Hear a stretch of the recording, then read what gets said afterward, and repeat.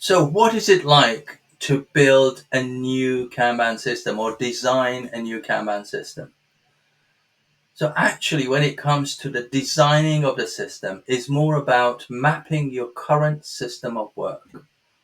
Step one is to help people see how the system is working and behaving. We visualize that, and then we use the evolutionary change to make small, rapid interventions and changes on that system, guided both by the people experience, knowledge, gut feel, and data. So we have data, we make data informed decisions, but data isn't the only dimension on which we act.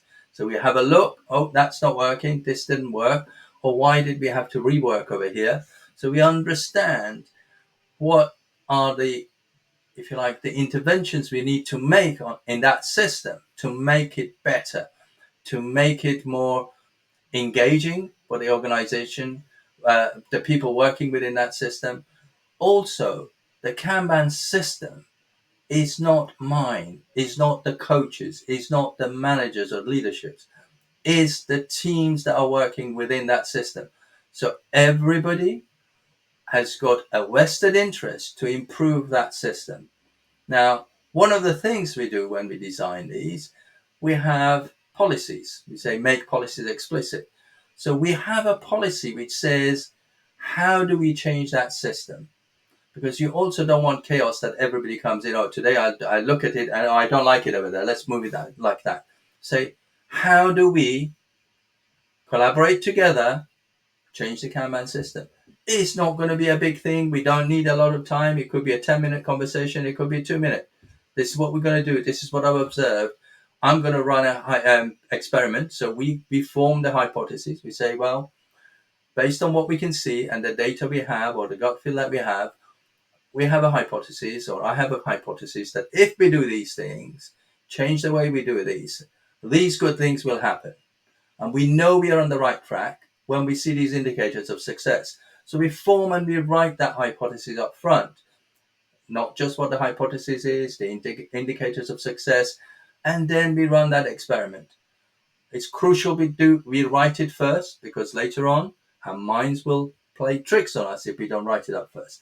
We run that experiment and see, did it do what we wanted to do? Yes, it did. Perfect. Amplify it. No, it didn't. Let's dampen it and let's look for something else. Look at what the data, the information, the system is telling us, and where do we need to intervene and what experiment we need to run.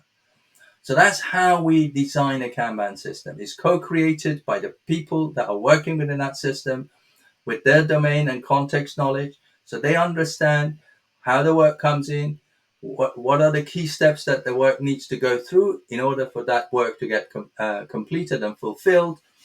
And we also go beyond that to say, okay, fulfilling your bit, where do we get the value? So if you're talking about organizations where they release product solutions to the market, so that's step one.